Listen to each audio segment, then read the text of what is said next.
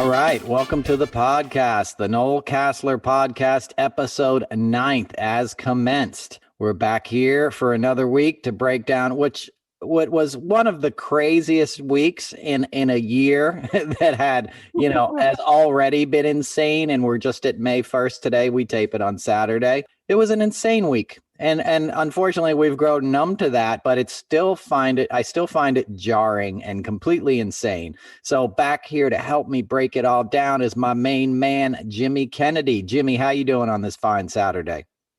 Doing fantastic, man. It's been decent weather in Indianapolis for a couple of days, so got a new hue for the camera. Looking camera ready today. So that's nice. Yeah, Jimmy's bright pink. He's got his hair slicked back. He's a lady killer. Saturday night. You guys will see this on the video clips. I got a little sun on my face. It's nice after that winter we had to have the sun come out, Hopefully. Yeah, but Rudy didn't have the best week of folks, and I'll tell you, with the bus going down, it made me immediately think of Borat and what he did in that hotel room, man.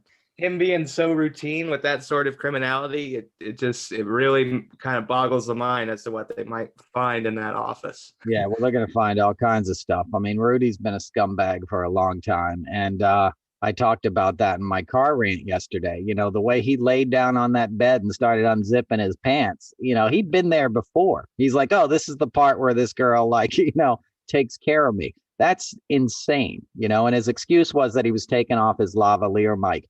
One of the main responsibilities of my job was having the audio guy come and put the lavalier mics on talent when we were shooting live shows. I never in my life saw somebody lay down on the bed to take their mic off. It's not a part of the gig. I've seen Beyonce get wired up. I've seen, big stars and stuff. No one's ever laid down on a bed and started to unzip their pants. He thought he was going to get him some, and he had no problem doing that with an obvious teenage girl, which is part of their MO. Those guys traffic in young women because it becomes a status symbol. Once you get to a certain amount of power and wealth, unfortunately, it becomes easier and easier to exploit women. It's not that, it's not that hard to meet women. If you go out in a big city in a bar or something like that, and you're acting like a big shot and throwing money around, you can attract women. So there's no reason to go for underage girls, but it becomes a status symbol because it's illicit. It's like getting the best caviar or something. That's a horrible analogy. And I'm not equating human beings to something rare. I'm trying to explain how these wealthy men view it, and they use it as a currency. And that's what Matt Gaetz was getting involved in. He was idolizing Trump. He was taking everything from his playbook, being a troll, being this outsized, larger than life character, not really doing any work, showing up with a gas mask on the floor of Congress. So he saw, how do you get real power? You get real power by getting compromising material on your friends and your enemies. And his father is the head of the Senate down there, the state Senate in Florida. So his father is probably guiding a lot of these actions. And Tallahassee is particularly known for sort of using sex as a way to get legislation passed. There's a lot of great articles reporting on this in the Miami Herald. When it's the end of the session and all the bills are getting passed, they send these women into these bars to meet these state senators, and they're sort of lobbyists that are willing to go all the way. So it's nothing new, but I think it was something that Matt Gaetz was trying to really get his nails in, and he was doing it himself. Obviously, he's, he's not married, but obviously he's a freak and a pervert, and got some weird stuff. So he was participating himself, but he wasn't just a customer. I think he was trying to set up an operation there, and that's why they brought in Roger Stone to try to get Greenberg. I think that's his name, right? Try to get the guy a pardon. It came out this week that the guy had written a letter and saying, I witnessed, Matt Gaetz having sex with a teenage girl, right? So he is screwed. And at that point, Trump didn't give him a pardon. Trump wasn't going to pardon this guy. And I think that's a sign of, they all knew it was happening, but they figured this guy's expendable and Matt will be able to hold on to power. And that may not have been a foolish, sort of strategy, because Matt hasn't gone anywhere. He's still on the Judiciary Committee. The guy is is now a publicly accused with an eyewitness congressman who was sleeping with a teenage girl, a 17-year-old girl, who he was paying, which is both sex trafficking and prostitution. And he's sitting on the Judiciary Committee. Well, and what's crazy too is that when you look back at that Tucker Carlson interview, right, and he tries to loop in Tucker, it might have been trying to link him to that whole operation, that Tucker is somehow involved either as a customer or as an operator. We don't know. And that's it kind of adds to the it thickens the plot, if you will. It definitely does, and Tucker was definitely involved. I know, I don't have firsthand experience, but I could tell by the way that conversation went down when Matt Gaetz was on Tucker's show. That's called throwing your buddy on the bus, under the bus. He was like, "Hey, you remember that night? You remember those two chicks we were out with? Tucker wasn't there with his wife. I guarantee you, Tucker got home that night, and his missus was like, "Hey, what was he talking about? Oh, nothing. I don't know. He's crazy, And he became persona non grata after that moment. Tucker will never have Matt Gaetz back on his show. He's done. But he tried to say, like, look, you're in on this too. And that's my point. That's what I'm talking about. These guys do this stuff to sort of give themselves impunity and immunity in these cases. You get other guys involved, you're less likely to get in trouble yourself. And that's what Trump did for decades in New York City. He would have these parties. They were legendary, at the Plaza Hotel.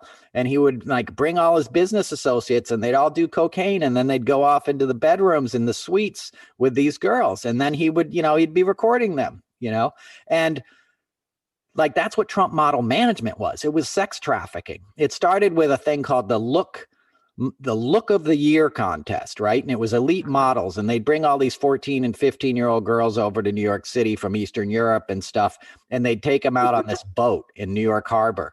And all these businessmen would be there grinding with them on the dance floor of this yacht and stuff. There's a great article. Lucy Osborne is a reporter for the British Guardian, does a great piece on this. And most people don't know these stories. They slip through the cracks, but Trump got away with it like he did everything else. And he was sort of able to legitimize it when he bought the beauty pageants and stuff, which in itself is sex trafficking, like Miss Teen USA. Like, what are you talking about, Miss Teen USA? Like, how do you have a contest where a bunch of grownups pick who the hottest teenager is?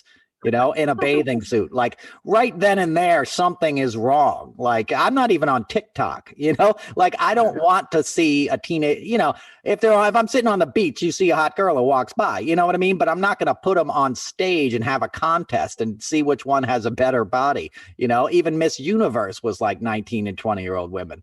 So he was able to legitimize and commodify the trafficking, the ranking, and the exploitation of women. And he brought his daughter in on it. I mean, she was 16 years old when she was hosting Miss Teen Universe, or Miss Teen USA, it was called, that franchise. It's a family affair. He would bring these girls over. He'd put them 6 in a bedroom. He had this apartment on the East Side. And these girls would be stuck in these rooms, in these bunk beds, and he would make them pay off their freight, so to speak. Like, he would charge them for their visas and things like that. And they were like indentured servants, and they would have to go work these parties on his behalf. And none of them ever got modeling contracts or did any legitimate work. There was no AC. One of them tells a story of a homeless guy peeing through the window, and she woke up with pee coming on her face, because the homeless, because they had no AC. Like, it was that substandard living. This is all documented. I'm not making this stuff up. You can look in Lucy's article and read this stuff. And that was Trump. And his daughter knew that. His business associates knew that, but nobody was going to make that much noise because they were compromised in many ways too, or they were greedy. And that's the playbook of the Republicans. That's what they're doing these days. That's what Rudy Giuliani is doing. It's that, and it's trying to distract. Rudy's going to have a press conference today. Unfortunately, I haven't seen what it is. So, our listeners are going to probably have even more wild stuff. His face may melt off. He's going to Weehawken. He's probably laying down some bets with Vinny on the the Kentucky Derby, which is later this afternoon. So after he sees his bookie, he's going to have a press conference. He's going to say a bunch of bat-esque crazy stuff and try to distract from the fact that he was working with the Ukrainians to get dirt on not only his political opponent, but to get a legitimate U.S. ambassador, Yovanovitch, I'm probably mispronouncing her name, to get her fired. Maria Yovanovitch. They were trying to get her fired because she was investigating corruption in Ukraine. And Rudy's buddies, his mobster Russian oligarch buddies who took control of the Ukraine, under Paul Manafort's lobbying skills, wanted her gone. So Rudy Giuliani became a lobbyist for Russian mobsters and was successful at it, in currying not only policy change and getting her fired, but also getting dirt on the political opponent of a sitting president of the United States. Let that sink in. That is insane. That is a level of corruption we've never known in this country. And we've lived through some stuff. We're not we're not immune to scandal and corrupt politicians, but this is on a whole new level. This is sloppy gangsta stuff. If this was in a series you were watching on Netflix, you'd be like, that's unbelievable. Nobody would be that stupid. Nobody would get away with that kind of brazen stuff. Nobody would have a lawyer with his hair dripping off down the side of his face contesting an election. But that's happening. That's happening right now. They're recounting the election in Arizona, and it's spreading. What kills me, I mean, let's take a step back for a second. There was all of this concern about Ukraine and Hunter Biden, right? And the supposed laptop that had all this information on it. You had the whole QAnon conspiracy, which was built on child pedophilia. The GOP has also inserted these stories on the opposite side to make it seem like the Democrats are the ones that are perpetuating all this criminality, when it's really them. We're continuing to see this exposure of the crimes that the GOP has accused Democrats of. They're the ones actually doing it, carrying it out. It creates so much confusion, and it adds to the level that Trump has tried to sow misinformation, day to day. It's crazy. Well, because it's Russian cyber ops, it's Russian propaganda and Russian psychological warfare that he's committing on his base to manipulate them and retain power. That's why they used the QAnon thing. They're a pedophilia ring, because Trump had a pedophilia ring. He was a sex trafficker. He was getting 14-year-old girls to sleep with his business associates. That's pedophilia. It's not the technical definition. We don't, it's not sleeping with children. It's technically something different, but for all intents and purposes, and in the eyes of the law, it's sleeping with minors and children. Trump was involved in that. So the Russians found a group of people that are most likely, everyone, unfortunately, lots of women are likely to have like incest and abuse and sexual trauma and history. It's a pervasive problem in both parties, with men all throughout this country and this planet, if you want to get real. But they knew, let's target these people in Michigan and Wisconsin.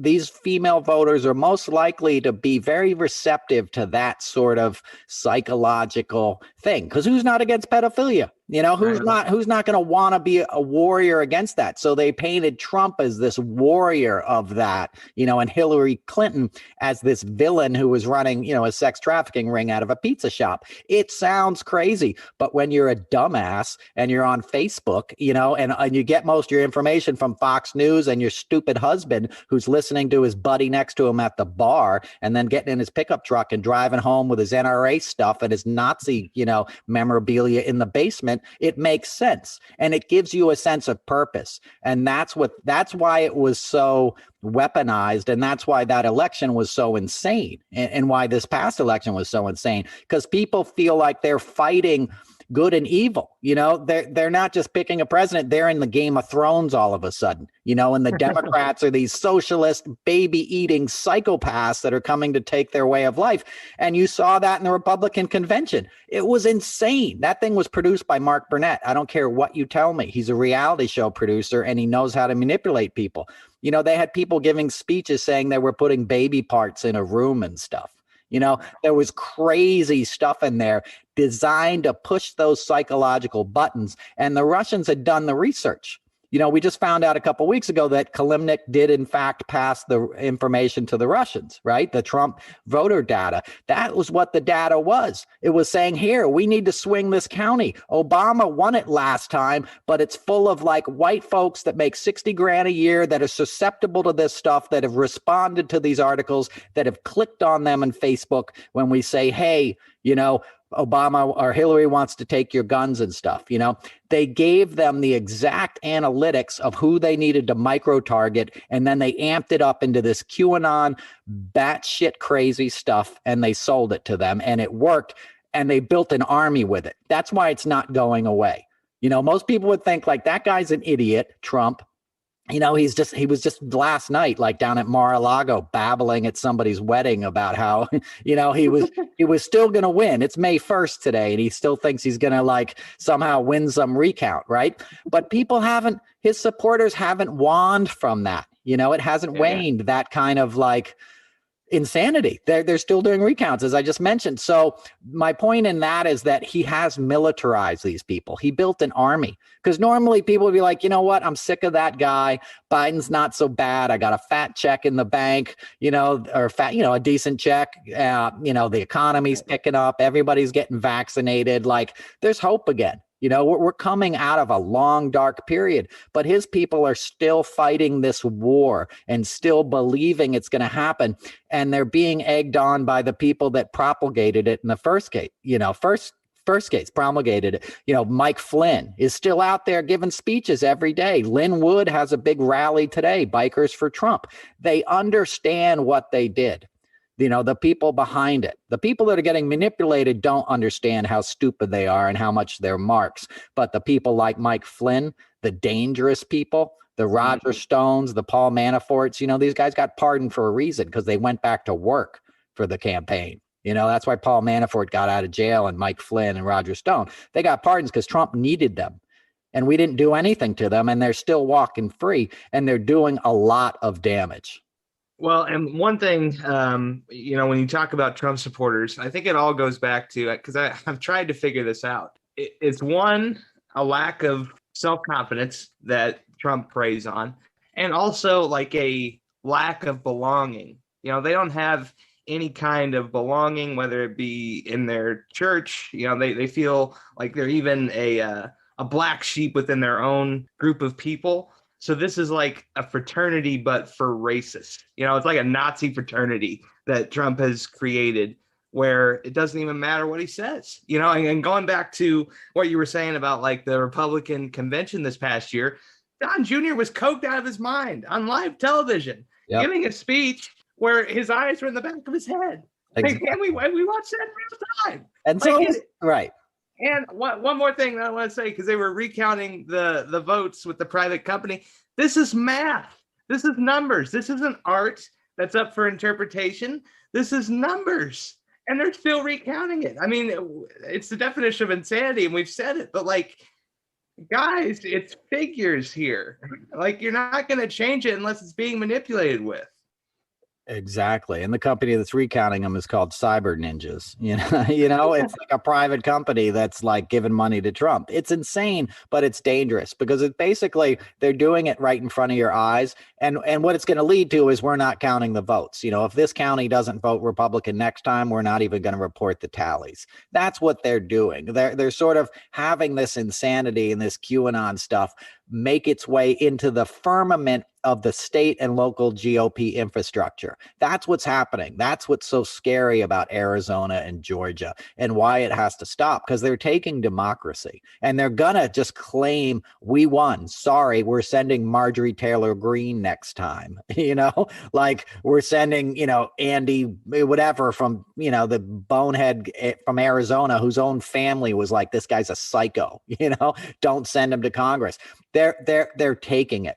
And because they'll get away with it. And that Trump got away with everything forever. And now these other folks in DC saw that it worked. Like Matt Gaetz isn't like hiding. He's doing a rally today with Marjorie Taylor Greene at the Villages, you know, in South Florida, where Trump has an army of supporters that are these old white people that went down there to retire and be racist in the sunshine. You know, it's like you said, Jimmy, it is a fraternity. the Confederacy of Dunces. It's a brotherhood of white people that like, oh, you got a flag too? Me too. Yeah, I hate them liberals. Yeah, I hate them.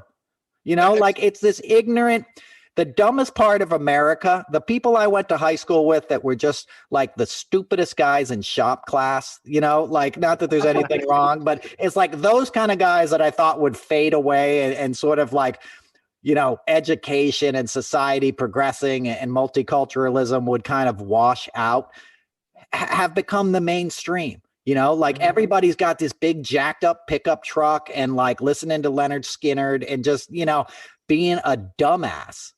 And Trump saw that and branded it. And like you said, like Don Jr. was coked out. So was his girlfriend. That chick was insane. Like she was just screaming. Any sentient being would be like, oh, the Republicans are going to lose. Like they're going to get 10% of the votes after this thing. Because like this is a disaster, It was an SNL cold open in real time. It was unreal. It was unbelievable, and Giuliani. Did I ever tell you the story the first time I worked with him? I did a lot of stuff with Giuliani, 9/11 ceremonies where he'd show up. His wife hit on me once right in front of him. The wife just left him, and he was like, oh, that guy works for the mayor's office. I didn't. I worked for the TV production, but he like got mad and dismissed me. And she was like making eyes with me. And he would walk around and like smile and glad hand on the mornings of the memorial. And those were the most somber events you could ever imagine. And I actually stopped doing them. My last one was the opening of the museum, and we had like 5 living presidents come. But they were such an emotional thing. My job was to like bring I dealt with the dignitaries in the VIP tent, but the main focus for the first bunch of years was to have these children get up on a stage and they'd read their parents' name. Wow. And I did it from when these kids were like, 2-3 years after the event, right? 2003, 2004 to like 2012 when these kids were like teenagers and stuff. And it was like heartbreaking. And you couldn't participate in the ceremony that morning and not be just wiped out emotionally. I can't even describe how somber a situation it was, right? Every year, Giuliani would walk into this thing like it was a business conference that he was psyched to be at. He would be smiling. He would be high-fiving people. It was disgusting, and it showed you everything about his character. He wasn't the hero of 9/11. He exploited 9/11. His like disaster tower, was on one of the towers that blew up, and it had big tanks of like diesel fuel on top of it, and it was destroyed. It should have been in Brooklyn, as the chiefs told him to put it there, right? But his ego wanted it in Wall Street, so he'd have a photo op when he walked from City Hall down to Wall Street, because it was a given that the terrorists were going to attack again after 93. It was just, everyone knew it was going to happen. It was just a question of when, and the city had to prepare for it. And Giuliani prepared for it in a way that would help him politically, that he would be able to use it as a photo op. And that's what he used it for. When you saw him walking with the mask over his face through the rubble, that was all a staged photo that was designed so he would definitely have that walk. He didn't know the command center was going to blow up and both the towers were going to come down, but yeah. My point is he wouldn't listen to the logistics of people who knew better. He would serve his own interest. And that's who the guy was. And I did a show with him actually down there in the late 90s. It was the Goodwill Games, which was this thing like that Ted Turner had. It was like an Olympics type event, and Ted Turner had it. And I was down there with Jimmy Carter and a bunch of people. And I got assigned to bring Giuliani to stage, right? So we had this stage set up, and they were going to like ring a bell or light a flame or something. It was like the opening ceremony, and it was down there right at Battery Park at the Wintergreen, like right where if you see the towers fall on TV, like that's where they fell on, And so we're down there, and as I said, this is late 90s. This is years before 9/11, but I had to go up and get Rudy out of this dressing room because I had Jimmy Carter on stage, George Pataki, who was the governor of New York at the time, who Giuliani absolutely hated, Ted Turner, a couple other, big shots. So I go to get Giuliani. I walk into then these are his words, not mine. I walk into the dressing room. He's getting makeup on. He's sitting there, actually, now that I think about it, he's splayed out in his makeup chair. So his like groin is sort of prominently kind of right there. He's got his pants on, but he's actually in a very casual kind of way that in hindsight was not how most people would sit in a makeup chair, right? This lady, makeup artist, is putting makeup on him. I said, Mr. Giuliani, it's time to bring you to stage now. He turns and looks at me, takes the paper script, is called sides. It's your dialogue, right? He took his sides, crumpled it up and threw it at me and said, I'm not fucking saying that. I'm not fucking going anywhere until you change that joke. And I get in my headset and I'm like, Giuliani, Mayor Giuliani is not going to come down. He's yelling at me, like I'm like in my late 20s, like this is insane, Yeah. And I said, they're like, hey, just tell him we'll change it in the teleprompter when I get down there. He goes, I'm not fucking falling for that. Fuck you. I'm not getting out of this chair until you show me hard copy that it's been changed. Like he was savvy enough about like how TV worked that he wanted to see it printed out in the script, which takes a long time. We were getting ready to go live. Like I needed him on that stage now. I don't even know why he was still in the makeup chair. He should have been done. But he was basically, there was two things happening. He was controlling the event by throwing a tantrum. He was making an ex-president, Jimmy Carter, wait in the hot sun. He was making the governor wait, and he was screwing up the whole production and throwing a tantrum. And then so we finally changed it, and I brought him up the new script and brought him down there. And the joke was, welcome to New York. It's a beautiful city. Just don't jaywalk. Right. So it was a self-effacing joke because he was seen as a little dictator. He was a little Mussolini who was cracking down on everybody. And that was his big thing. And by then the city had turned on him. He got a lot of credit for doing that when it first happened, even though the whole thing was sort of racist and he did nothing good in all that anyway. It happened by a different set of policing that started treating black on black crime as seriously as they took crime in the rest of the city. And that brought numbers down overall. But Giuliani took credit for all this, as he does, and so he, and people were on to him. Like he tried to like not have an election after 9/11. Like he tried to use it to hold on to power, and he wasn't able to do that, but he was able to rehab his image in a way that made him America's, mayor. Right. And then he started a company where he traveled the world giving talks on security and charging millions of dollars and made a fortune off of something that, killed a lot of people, continued to kill people because the air wasn't safe to breathe, even though he told everybody it was safe to breathe. And I lived across the street from him at 180 East End. Right. And I looked down on Gracie Mansion every night when he came home in the months after that. And he would get out of his SUV and he'd have a mask over his face. And it would be like November. And we all knew the air wasn't safe to breathe because that's on the East River, which is Hell's Gate. It's where the Harlem River meets the East River. And it's a very windy, treacherous boating area.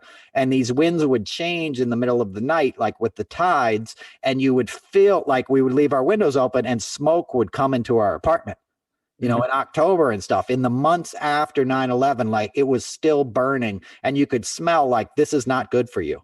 10 million computers burning up is not good for you, not to mention asbestos and whatever else was in that building. But in the days after, he said, it's safe to breathe, go back to work. It was a lie. He knew it was a lie, but it helped him. It hurt the city, but it helped him. And that's who he is. He's a gangster and a horrible human being. I tell people this all the time. If you think Trump is bad, I think I said this on the show, Rudy Giuliani makes Trump look like a nice guy. And I've worked with both of those guys, and they were also partners in many ways because it was Rudy who chased out the Italian mob, which was Trump's first business partnership, was the Genovese crime family. That was his dad's, that's who his dad built for. And then Trump came to Manhattan and started building for the Gambino crime family, and Fat Tony Salerno and stuff. And even Trump's dad was like, that's not our territory. But Trump was an upstart and he wanted to move into Manhattan and he got all these buildings built. And then he screwed over the Italian mob because that's what Trump does, and cut a better deal with the Russian mob. So Giuliani got all the Italians, basically put them in their place and clamped down on them and didn't pay any attention to the Russians who came in and took over. And the Russian mob is like, it's like the Patriots compared to like your high school's football team. It's a whole other level, So that's who these guys are. And that's why Giuliani was Trump's lawyer through the election, because they both have so much on each other. And that's where it's going to get interesting. because somebody's going to rat on somebody. Trump's been ratting on people since the 1980s. He would rat on FBI informants back when he was dealing with the mob in Atlantic City. Like, he's a known rat, right? Giuliani, on the other hand, hasn't been in this situation before. And he's batshit crazy, and he's an alcoholic. You know, he's drunk every night too, is the other thing with him. But we don't know what's going to happen. He's obviously in trouble, but God knows how it's going to play out. Well, and we know that Trump is mobbed up, and that's obviously why he's able to walk around with impunity, like nothing's going to happen to him. But, and you know, you can explain the whole thing, but don't rats usually like get in trouble? Like, how made is Trump to be walking around? Excellent point, Jimmy. And I tell people this all the time, and I hope the listeners get this. If you want to understand Trump, here's the thing you got to understand about how made a man he is. He built casinos in South Jersey, right? Atlantic City is South Jersey. It's as mob territory as you're ever going to get. Okay. He built all these casinos, and the guy who would put in the carpeting or the guy who would put in the brass railing at the Taj Mahal or whatever would then get stiffed. Trump wouldn't pay their bills, and he would drag it out in court until he had to pay them pennies on the dollar. In many cases, he never paid. And these craftsmen, you know, these guys who own these companies that did all this work for him, went bankrupt. Some of them killed themselves because it took away their livelihood and they were completely screwed. Okay. So a guy like that ripped off tradesmen, construction workers in South Jersey, and nobody took a hit out on him. Think about, you know, a guy owes you a couple $100,000. You did a job for him and he's not paying you, you know, in Atlantic City. You could go to a diner and hand a guy an envelope full of cash and say, I need you to like get my money back for me. You know, this guy's got 3 kids walking around. He's out in broad daylight all the time. Send him a message, right? That never happened to Trump, and he knew it wouldn't happen to him. Right. So that gives you an idea of how much sort of impunity he has and how he feels he's above the law with the mob, because he got away with all that, dude. You know, his executives died in a helicopter crash when they were cooperating with a money laundering investigation for Taj Mahal. And they were on a chopper, right? Trump owned a fleet of helicopters at that point, right? He had these helicopters with his name on the side of them and everything, right? But these guys were called to Manhattan for a meeting. And that day, Trump was like, no, get on this rental helicopter. You know, don't take the one with my name on it, which is Trump's MO, right? Everything has his name on it. You know, on The Apprentice, the helicopter had his name on it, right? But on this particular day, when these executives were cooperating with the feds, they got on another helicopter. That helicopter went down in the Pine Barrens in New Jersey on its right outside of Atlantic City. Everybody on board was killed. Later found out there was a hairline fracture in the rotor that they said happened in the factory, but no other helicopter from that factory had the same accident, right? But Trump's legal problems went away because those executives died and the case, you know, was closed. They couldn't investigate. These guys were dead, right? Trump made up a lie after the fact that he was supposed to be on the helicopter. You know, it was like, oh, that could have been me. I would have been on the helicopter. Yeah, you would have been on a rental helicopter that didn't have your name on it. No, you wouldn't. You put your guys on that thing. That's as mobby as it gets, but he got away with it. He gets away with everything. Look at the inaugural. You know, more information has come out about his inauguration. He raised $107 million for his inauguration, his one inauguration. I did both of Barack Obama's inaugurations. The first one in 2009, we had like events over 5 days. We had 10 balls on the Saturday night, you know, or the Tuesday night of the inauguration. We had a concert on the mall, you know, which we aired on HBO. We had everybody there. I've told you about it before. I mean, we had Springsteen and Bon Jovi and Beyonce and Stevie Wonder and Sting. Like, everybody came to town. The whole bill was $54 million, right? Trump raised $107 million and had like 3 Doors Down playing, you know, like there was nobody there. You know what I'm saying? There was nothing. He had a couple high school marching bands and there was 10 people in the scaffolding in front of the White House, and $107 million disappeared, right? And his daughter, Ivanka, was in charge of all this, and she overbooked everything. So she would say, yeah, you're going to have an event in Trump Tower, you know, or Trump Hotel, right? The ballroom's going to cost $300,000 that night, Yeah. when it normally would cost $30,000. She just jacked everything up because they knew they'd get away with it. And what happened? They got away with it. People barely even talk about that anymore. The DC Attorney General decided to investigate this stuff, took sworn testimony from Don Jr., and he lied. He said he didn't know Stephanie Winston Wolkoff, who I know. We communicate sometimes. And, Trump's like, or Don Jr. was like, I don't know her. Yeah, I never met her. I heard the name, but I wouldn't recognize her if she walked into the room. And then, Mother Jones did an article. They got video of the guy at one of the balls, Don Jr. going, yeah, Stephanie's the best. She pulled this off for us, her and Tom Barack. But they get away with it, and then they lie about it. And my point here is it doesn't matter. The crime doesn't matter. The lies don't matter. What matters and what they learned, and Trump learned this from Roy Cohn, is controlling the narrative, is getting your lies out there. That's the most important thing.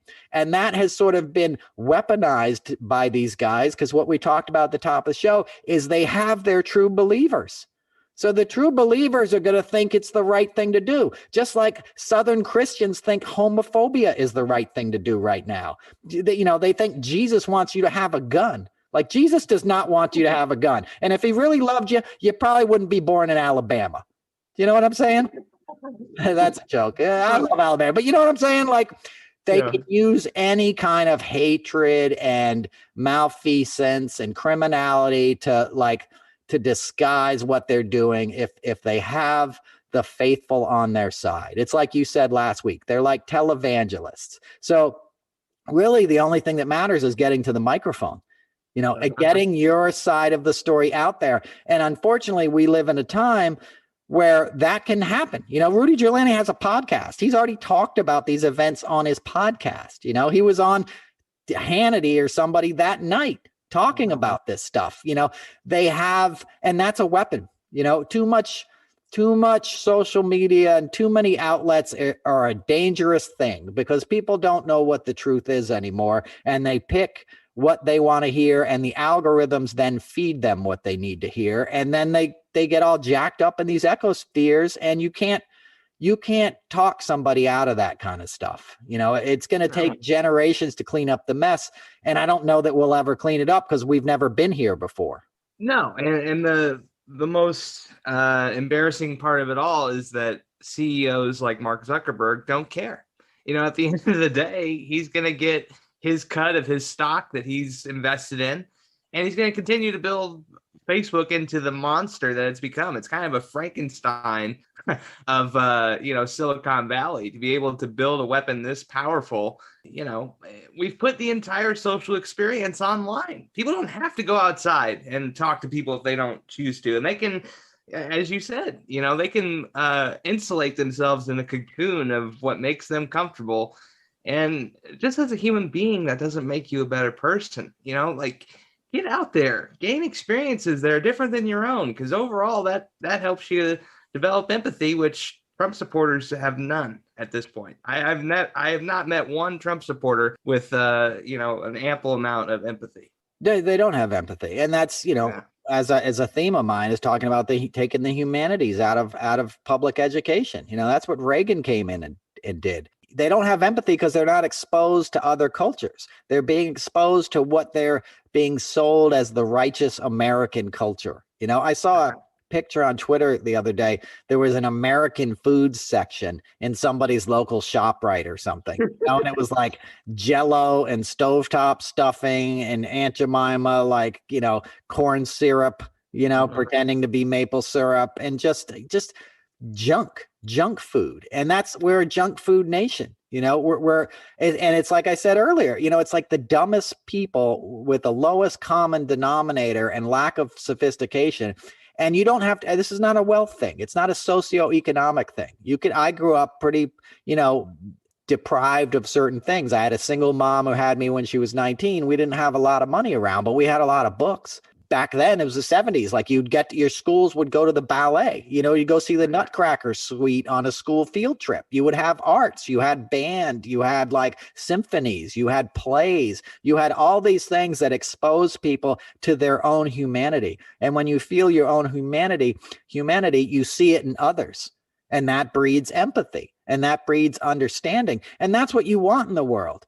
You want immigration. You want people to come here from other cultures. That's what makes us great. And that's what makes life interesting. I don't want to eat Aunt Jemima like pancakes for breakfast every day. I want a frittata. You know what I mean? I want lox, and I want, smoked salmon, and I want like things that are coming in from other countries and other cultures. That is what is going to put a rich palate on this country that's quite honestly very deprived of culture. And the lack of culture leads to the lack of civility, leads to the lack of empathy, as you said. And then it's easier to weaponize these people because there's nothing that feels good inside of them. So let's tap into the bad feelings. Let's like stoke that hate and get them to do our bidding.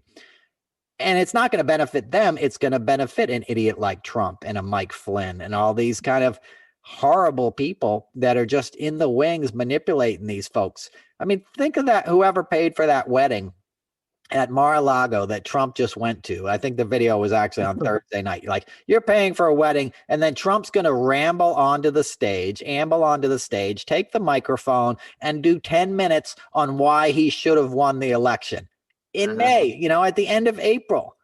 Like, that's insane. He should be locked up, but he won't be locked up because there's money in it, and because there's a whole institutional structure behind what gave us Donald Trump. That's Fox News. That's Reaganomics. That's why they're fighting so hard against Biden's plan.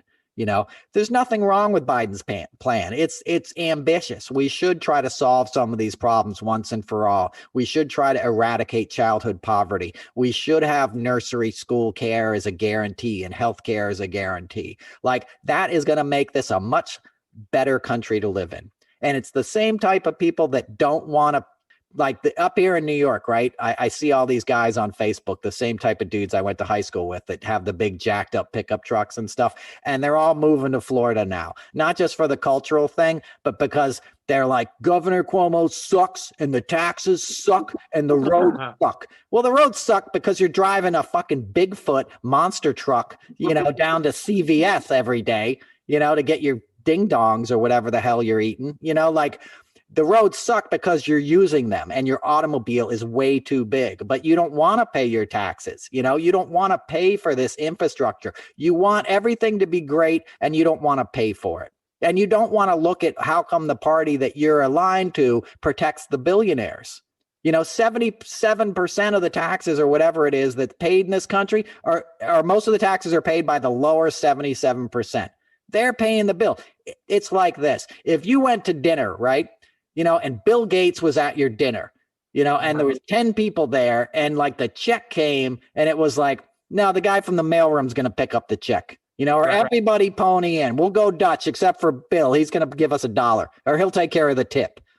That's what's happening now. The billionaires are picking up the tip and we're paying the check. And Amazon, all I see now are Amazon delivery trucks. All you see in Manhattan, they stop on the street and a van opens up and 10 guys come over and they fill up carts with Amazon stuff and they walk around all day delivering it. Like, Amazon is taken over. There are no mom and pop shops left in Manhattan, and the roads, every highway is a big Amazon truck. So they're not paying any income tax. He's not paying for the roads that he's driving trucks on 24 hours a day, putting potholes on.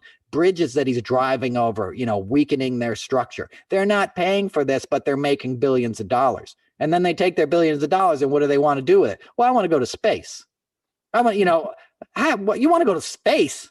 How about you figure out how to send some money to India where people are dying, because they don't have the vaccines that that we're not even taking anymore. Like, how about you try to eradicate childhood poverty? How about you do something good?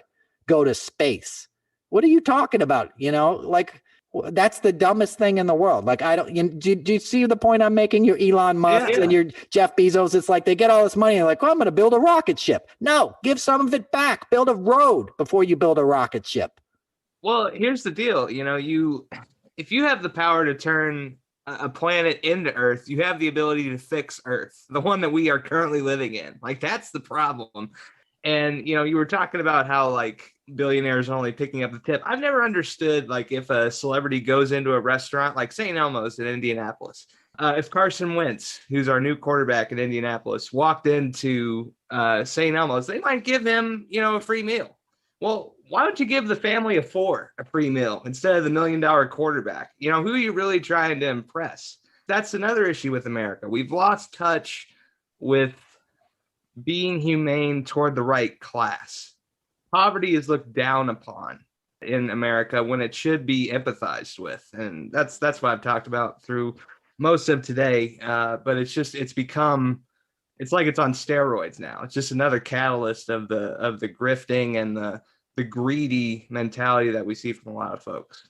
Absolutely. And that's another legacy of sort of Reaganomics and the kind of, no free handouts, this myth of pulling yourself up by the bootstraps. It doesn't happen, and if you're like, an African-American, a minority in this country, or you're born poor, it's almost impossible to get out of that circumstance because you're not getting the free breaks that the wealthy are getting. You're not getting to go to these great schools. You're probably not getting a lot of the scholarships because those are being taken up by, Muffy and Buffy, and their kids that are playing lacrosse or whatever, and have don't have to work after school. So, but they've demonized poverty, and it's seen, that a lot of Lee Atwater was a Republican strategist, and a lot of that came by like saying that they're lazy. It's a racist trope. They're lazy. They don't want to work hard. I made this. I used to work for this guy in Manhattan who owned a publishing company in the 90s. And he was a really wonderful old New York liberal guy, but he was a Brooklyn guy, grew up in before World War II. He said World War II was the first time he had 3 meals a day in his life because he grew up poor on the streets of Brooklyn, and the government enlisted him and he got to eat, and then he built a big successful company in Manhattan and he gave a ton of money. He was an early supporter of Andrew Johnson in Atlanta and stuff. And he would always hire African-Americans and Latin Americans, anybody he could get his hand on basically who wasn't white and didn't and he would hire white people too. He hired me. I mean, I look as white as you get, but he would say to me, whether you think it or not, just by being born white in this country, you have such a leg up. He realized that. He's like, whenever you hear these white guys talking about, I built everything myself, I pulled myself, he's like, it didn't happen. You didn't do it yourself. You got a handout somewhere along the line. And somebody like Trump, the GI Bill was their whole fortune. It was what they called socialism, right? Was FDR, and like the New Deal was all these FHA loans that Trump's dad took advantage of to build all this housing that was his empire, right? He got these no interest loans from the government, and that's how he started building real estate, right? That's socialism. He was getting a handout from the government, and then he cheated on his taxes and taught his son how to cheat on his taxes. And, Don taught his kids how to cheat. They took something from the government. Donald Trump used to take a star deduction in New York City. That's meant for people who make less than $350,000 a year, $500,000, and it has to do with a school tax, right? Trump would claim that tax, right? If we were going to school together and there was an option of free lunch, Trump would be taking it. Trust me. So they'll take handouts. They just want to pretend like they don't, and they want to demonize the people who do. And that's part of the same con. It's you wrap it up in a flag and wrap it up in this white people just work hard and those other people don't want to do the bullshit. You want a free ride. You want cushy things. You want a low interest deal on your big mega truck instead of driving the same truck that you drove 10 years ago. That's human nature, man. Yeah, that's human nature. One point that I was going to make was that Trump's, he's always touted that he's a billionaire, but the guy, I think Nick brought it up in our bonus podcast, which you could check out on YouTube.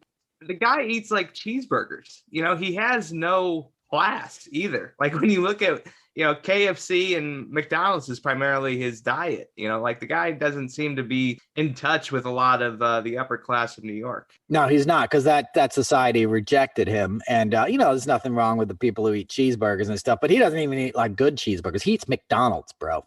He eats stuff that's poison that, and it's served to communities, knowing it's a poisonous food. And what do you think McDonald's pays in taxes? Not very much, Yeah.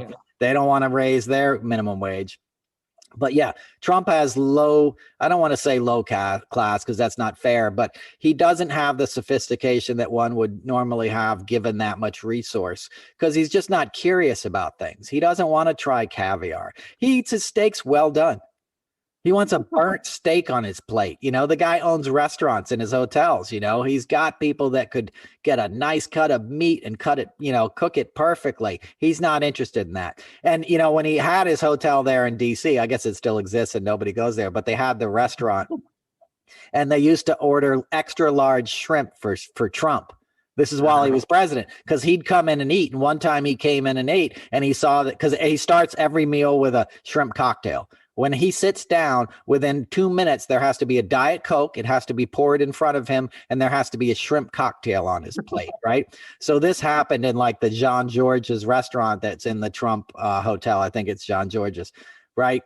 And one time he sat down, and his dining partner got the same size shrimp as him. And he freaked out. So now they order extra jumbo shrimp just for Trump, but that's it. Shrimp cocktail, which is shrimp, in ketchup. And it was invented, St. Elmo's. Now that you mention it, Indiana callback, right? St. Elmo's invented the shrimp cocktail, but Trump would have to get extra big shrimp cocktail, and he never eats vegetables. He doesn't eat salad, and he eats a well-done steak, and then probably has McDonald's on the way home. He loves the McDonald's, the fat and sugar. Part of that is he's an addict, and that's what your body craves. When your liver gets all messed up from using drugs, your sugars get all messed up. So your body is craving fat and sugar because it's not healthy. Your liver is just working overtime to produce all this stuff, and your blood's all out of whack. So your body just wants another fix of something that will sort of spike it. And that's why he eats the fast food too. And one point I wanted to make too, when you were talking about how income inequality, that's something that we talk about a lot on this show. For folks that are against the $15 minimum wage, think about it for a second. I'm not saying that for folks that are like offended and think that, part-time jobs don't deserve a $15 quota. If you're getting $15 now, you should get 25. Like you're not who we're trying to attack here. We're looking at like Jeff Bezos, that kind of wealth, not middle class wealth. I think that's kind of where the con has also been misinterpreted by these Trump people, because we're just trying to even the playing field a little bit here. It's not like, I don't know. It's just confusing, man, that the lengths that these folks will go to ruin their own future. It's amazing.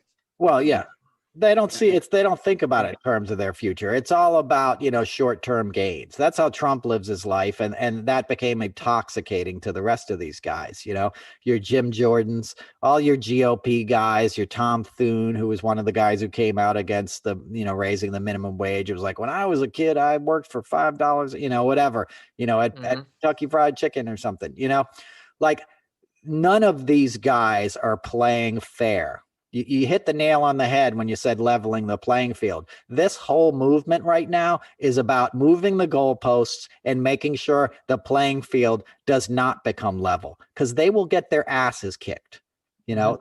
That's what we saw in the Attorney General confirmation hearings. That's what we see why they're so scared of AOC. They're scared of women, of people of color, of African Americans getting the same opportunities they got. Because then you're Andrew Giuliani, you're Don Jr.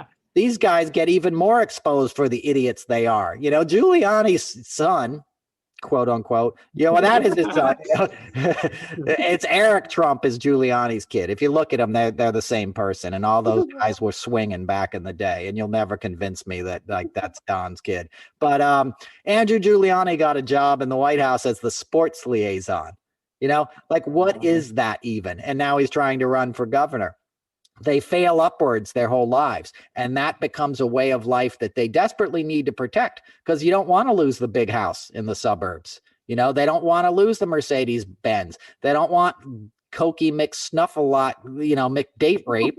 When he gets out of Penn, they want him to get a job on Wall Street, with his fraternity brothers hiring him. You don't want to look at his record. You don't want him to compete with somebody who's really going to kick his ass.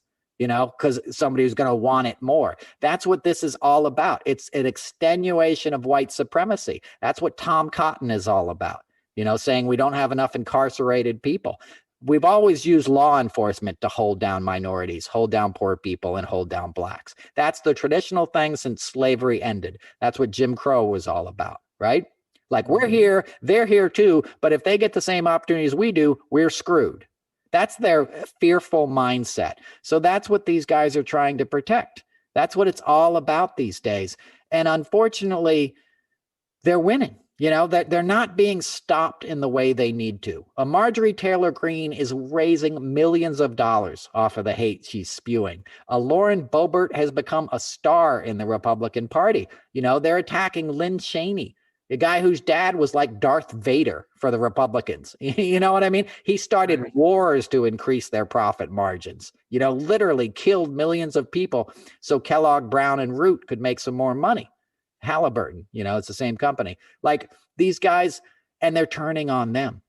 It's Trump has corrupted that situation more than people realize. And I really hope, like, the thing with Giuliani this week shines some light on it. And I hope we look at, as a nation, I hope we kind of take another deep breath. I know everybody wants to move past it. You can't move past it yet.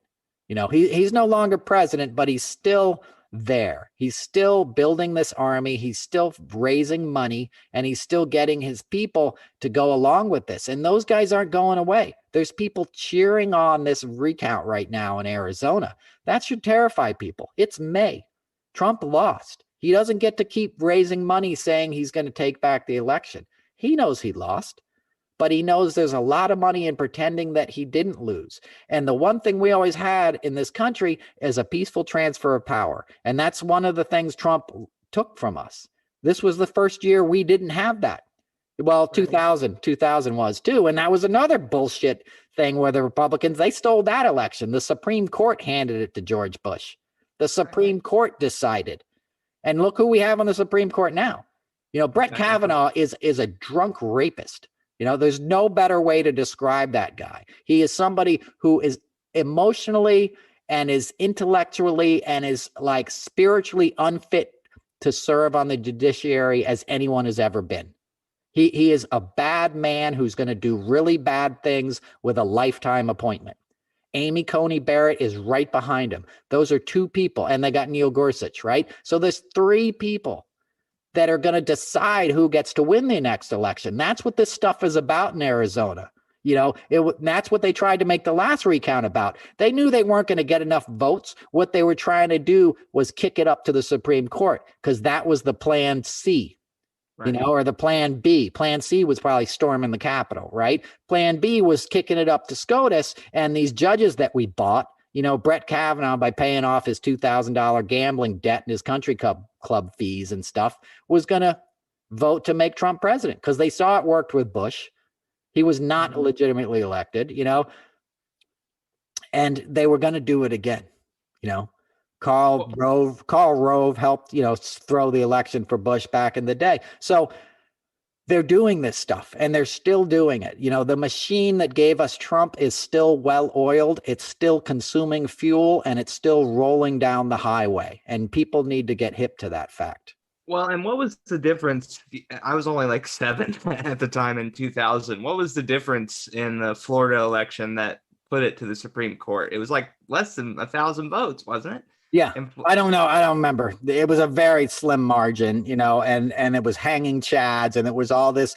They were doing legitimate recounts, and then Karl Rove and the GOP said, like, let's disrupt it. The same thing you see now, like performative, kind of trolling. So they called it the Brooks Brothers riots. And they got these outside firms to start paying people to go down to Miami-Dade and these places that they were doing these recounts and try to break in and bang on the windows and be like, you're cheating. You're not counting that Chad. You're not counting that vote. The same thing we saw play out in this last election. It was just all concentrated down there in Florida, and they kept recounting, and it basically went to the Supreme Court, and the Supreme Court said, George W. Bush is president. They threw it to Bush. And I don't remember the exact numbers or whatever, but it wasn't legit. But for the good of the country, Al Gore was a bigger man, and he conceded. He said, okay, fine. We have a peaceful transfer of power. If Trump had been in that same position, he would never concede, as we're seeing now. He's still not conceding, and it wasn't even close. Like Trump lost by more than anyone had ever lost by before, and he's still pretending he didn't. So it was the same sort of thing. It was just writ large, and you had a better quality GOP guy back then. I mean, and Bush was horrible. Like, I hated him, but he's a Rhodes Scholar, like, wonderful, like, human being compared to Donald Trump. Whatever he was, he wasn't like, he wasn't some evil scumbag dude in diapers snorting Adderall all day, only thinking about himself, which is Trump now. He's just walking around Mar-a-Lago. Apparently anybody who'll listen, he's talking about this recount in Arizona because he's crazy. And Rudy Giuliani is crazy. That's the other thing, is that we have a real mental illness problem in this country, and there's no shame in mental illness. I have mental issues I've dealt with, right? Like we all do. Like, I've seen therapists. It's good for you to get help. Life is not easy, so 100%. I'm not trying. What's that? 100%. Totally agree. Right. This is not disparaging anybody who deals with mental illness. I'm in recovery. Addiction is a form of mental illness, right? There's no shame in it. You get help and you get better, right? You deal with it out in the open. But we have a huge mental illness problem in this country. And Trump and Giuliani were as mentally ill as you could be for their entire careers in the public life. They were extreme narcissists, just like Joe Manchin is now, trying to hold everything up for the Democrats. He's a narcissist. Yeah. It's people like that can only think about themselves. The last thing you want in a leader is somebody who only thinks about themselves. And that's what these guys are. And that's what addiction is. It's compulsion. You're only thinking about your own self-interest. That's Giuliani. That's Donald Trump. 5 months after he lost, 6-7 months after he lost the election, anybody who'll listen, let me tell you about this recount in Arizona.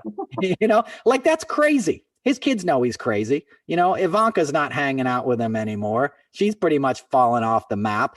But Don Jr. is apparently in charge of his whole strategy and his reelection strategy, because he thinks he's going to run in 2024. He's raising funds. Go. So it begs the question for me. Trump is aware that he's lost. He just won't accept it. Like, yes. I guess with what I'm saying is, like, when he was talking about Yovanovitch and he said, take her out, like, he's aware of everything right. He's doing. Yes. He's just trying to control the narrative like he's always been told. I'm glad you brought that up. Yes, he's completely aware. He's a mob boss. He's obsessive. So that's why he's still talking about it. That's what an addicted mind does. You obsess on stuff and just think about yourself. So his con right now is that he still won the election, but he knew he lost that morning. If you saw him, he went to the morning of the election on November 4th. He went to one of his campaign headquarters in Virginia, Northern Virginia, and he gave this really low energy speech. And the polls were still open, but it wasn't the Donald Trump you knew. That was because I guarantee you they got internal, numbers back, and they were like, there's no way you're going to win this thing. Right. So he knew that morning he lost, and then he had to sort of re-gin up his disappointment and get his ego fed again to, like, all right, now we're going into recount mode. And if you remember, he came out that night at 3 a.m. or 2:30 a.m. He was all high out of his mind and sniffing and stuff because he'd been using the drugs to make him feel like, okay, I'm powerful again. I'll just make everybody feel that it was stolen from me, which is a grievement. Resentment is a huge thing in addiction. You get resentful and you get sort of, you feed yourself this narrative of how you've been wronged, how you're the victim. It's how he addressed the Giuliani situation this week. He said, nobody's ever seen anything like this before. It's so unfair. He said the same thing about Michael Cohen when Michael Cohen's apartment got raided. Yes, we've all seen this kind of thing before. That's what happens. The FBI raids your house when they get a warrant, when they know you've committed crime and there's evidence of that crime in your residence. A judge signs off on it, and it's very hard to do. They don't do it willy-nilly, especially not for powerful men. They do it when they got you already dead to rights. And ironically, Rudy Giuliani is the guy who invented that kind of strategy in the Southern District of New York. It was Giuliani who used that same, like, going balls out thing that he used against the Italian mob, as I said earlier in the show, that he was trying to break up on behalf of the Russian mob and on behalf of Trump's, business interests. It's now come back to bite him in the ass, right? But to your point, yes, Trump knows he lost, but he knows the only way his ego can still feel alive, because for Trump, it's not about holding power or anything. It's about feeling validated, because he's so deeply insecure as a human being. He's so broken as a soul that he needs to feel like he's winning, right? That he's the most powerful man on the earth. Most guys would be like, so what? I got to do it for 4 years. I hated the job. I sucked at it. I own a golf course, let me just chill out down here in Florida. He didn't want the job. He never did the job when he had it, right? So it's not about that. It's about the grift and I'm the most powerful guy in the world. So yes, he knew he lost. And he knew I'm glad you brought that tape up, because a lot of people would say Trump has dementia. Like, I hated seeing that on Twitter. I promise you the guy doesn't have dementia. He's not mentally fit. And, and he feeds his body fat and salt. So his brain is not healthy, but he knows what he's doing. So these people that we're feeding, like there's accounts that talk about Trump having dementia, that's BS. Okay. And that's only helping his case, because that'll be one of his excuses when he finally gets busted. He's going to be like, I had dementia.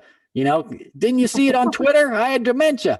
But if you listen to the Georgia tape when he called up the guy in Georgia and said, I just need 11,000 votes. And the guy's like, no, I can't do that. Well, maybe you could find a way to do that. People would be really happy if you did that. The guy's a mob boss. He knows how to protect his self-interest. When they had that tape that Lev Parnas or whoever shared about the meal he had in his restaurant when he was eating his big shrimp, right? And Lev's got the little shrimp or whatever. And they bring up, Ambassador Yovanovitch. He's like, take her out right away. Get her out of there. Take her out. That's not a guy with dementia. The guy with dementia is like, what do I put the shrimp? What's the red sauce for? Or whatever. I'm not belittling dementia. My point is he knows what he's doing.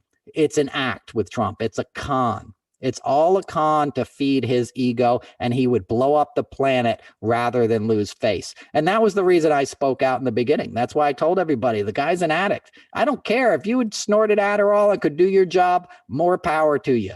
I worked with rock stars. I've been around like drug addicts. If you can do the gig and you can perform and deliver, no problem.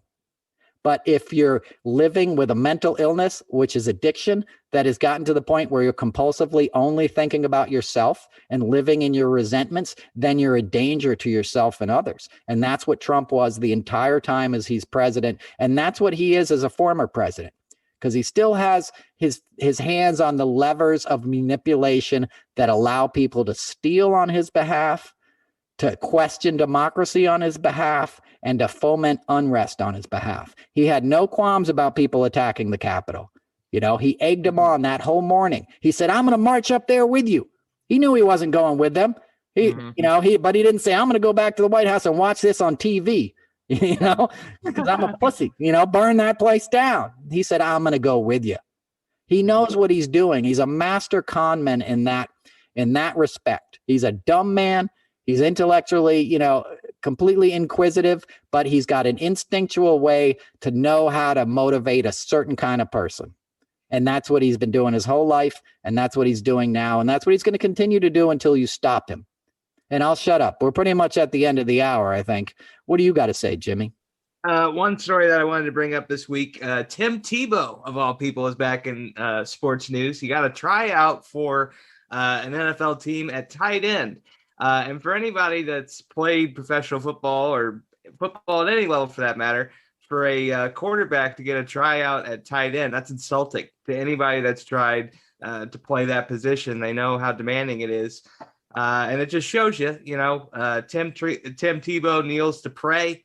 He gets a tryout having not played in since 2012.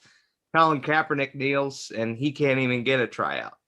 I'm not saying that there's, ulterior motives, but there's a pretty clear difference as to the way certain players are viewed in the public eye and by the NFL. Good point. Yeah.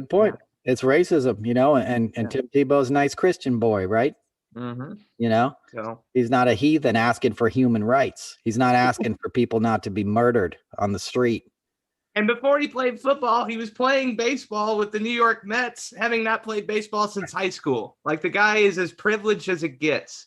So don't tell me that he's a great Christian man. He very well might be. You know, God bless him. No pun intended. But it's not level, guys. It's all about, you know, ratings and who's going to get the most attention. And Tebow has positioned himself to make a lot of money post-career. Yeah. Well, he made a big name, you know, celebrity. I didn't even watch college football, and I knew who Tim Tebow was, you know, exactly. and it's the same thing Trump's doing. You know, it's that Southern Christian kind of like white American demographic that loves that kind of stuff when you demonize the other person, you know, and I hope, you know, I don't think Jesus wants him to play tight end, but I guess we're going to find out, huh? You know, I've always said the GMs in the NFL have forgotten more football than I know. So I think within a matter of minutes, they're going to figure out if Tim Tebow can play tight end. He played football with the Jets for a while, and that didn't work out so well. So we'll even see if he can get to the workout at this point. Yeah, we'll see what happens.